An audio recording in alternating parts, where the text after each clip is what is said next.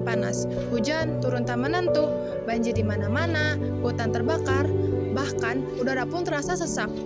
Itu bukan hanya kebetulan, itu tanda bahwa bumi kita sedang menjerit kesakitan. Pemanasan global bukan lagi isu tentang masa depan loh teman-teman, tetapi tentang kenyataan yang sedang kita hadapi pada saat ini. Jadi pertanyaannya bukan apakah bumi kita akan rusak, tapi sampai kapan sih kita akan diam melihatnya?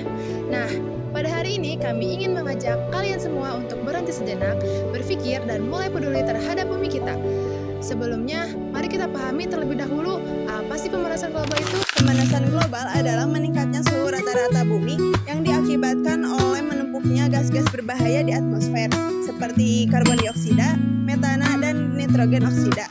Gas-gas berbahaya ini disebut pula dengan gas rumah kaca. Bagaimana sih cara kerjanya gas-gas berbahaya ini? Gas-gas berbahaya ini bekerja seperti selimut tebal yang menyelimuti panasnya matahari agar panasnya matahari ini tidak keluar lagi ke angkasa. Dapat disimpulkan bahwa semakin tebal selimutnya, semakin panas pula suhu bumi kita. Panas itu nyata, buktinya selama 100 tahun terakhir, suhu bumi kita meningkat 1 derajat Celcius. Kedengarannya sih cukup sepele, tetapi ketahuilah bahwa kenaikan sekecil itu mampu untuk mencairkan es di kutub, menaikkan permukaan air laut, dan mengacaukan cuaca yang ada di seluruh dunia. Dan tahu gak sih penyebab utama dari pemanasan global? Ayo kita simak bareng-bareng. Nih ya, kan kita sering menyalahkan alam sebagai penyebab utamanya pemanasan global. Tetapi yang sebenarnya adalah bukanlah alam yang menjadi penyebab utamanya, tetapi kitalah sebagai manusia yang menjadi penyebab utamanya pemanasan global.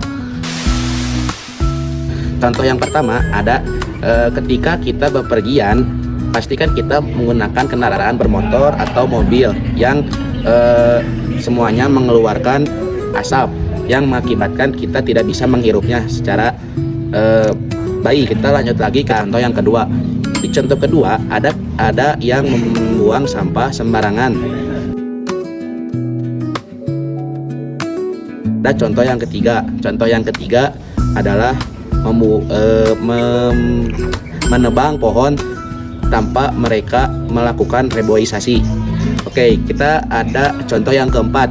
Yang keempat adalah pembakaran bahan bakar fosil untuk kendaraan maupun listrik yang sering kita gunakan pada kehidupan sehari-hari.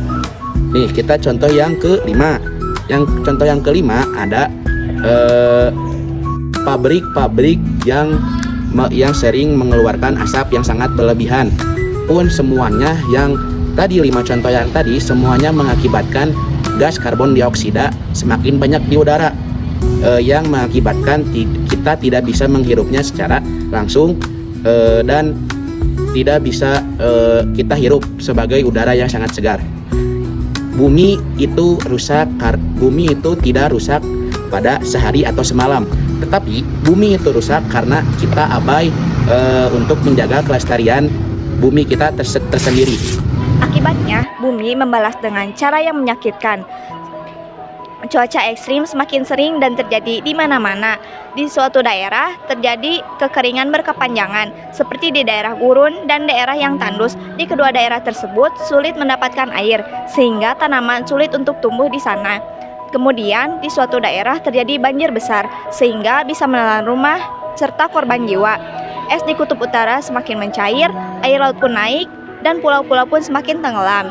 Hutan yang dulunya hijau sekarang berubah menjadi lahan yang gersang akibat pembakaran hutan serta penebangan pohon yang liar. Ini bukan hanya sekedar cerita film, tetapi ini adalah kenyataan yang sedang kita alami. Kita semua sedang hidup di dalam krisis yang kita buat sendiri. Jangan kira hanya bumi yang menderita, tetapi kita pun terkena dampaknya. Dimulai dari petani yang gagal panen akibat cuaca yang tak menentu, kemudian anak-anak yang kehilangan air bersih, hewan-hewan pun kehilangan habitatnya, laut semakin asam, bahkan terumbu karang pun mati. Jadi, jika bumi mengalami kondisi seperti ini, maka siapa lagi yang akan merubahnya kalau selain kita? Tapi kita semua belum terlambat. Kita masih bisa berbuat sesuatu, dimulai dari langkah yang kecil yang berdampak besar. 1. Tanamlah pohon, karena satu pohon bisa menyerap ratusan kilogram karbon. 2. Hemat listrik dan air, karena energi yang kita pakai mempunyai jejak karbon. 3. gunakanlah transportasi yang ramah lingkungan seperti berjalan kaki, menggunakan sepeda, ataupun menggunakan transportasi umum. 4. Kurangi plastik sekali pakai. Biasakanlah untuk membawa tumbler ataupun tas kain. 5. Berikanlah edukasi kepada orang lain, karena perubahan besar dimulai dari kesadaran bersama. Jangan tunggu orang lain bergerak duluan, jadilah bagian dari perubahan itu sendiri. Kita hanya punya satu bumi, bumi yang selama ini memberikan kita udara, air, makanan, dan tempat tinggal. Tapi sekarang, bumi meminta kita untuk membalas kebaikannya dengan cara menjaga, bukan merusak. Jangan biarkan generasi berikutnya mewarisi planet yang rusak karena kelalaian kita. Mulailah dari hal kecil, dari diri sendiri, dan dari sekarang. Karena masa depan bumi ada di tangan kita. Mari bersama-sama kita berjanji, bertindak, dan bersuara.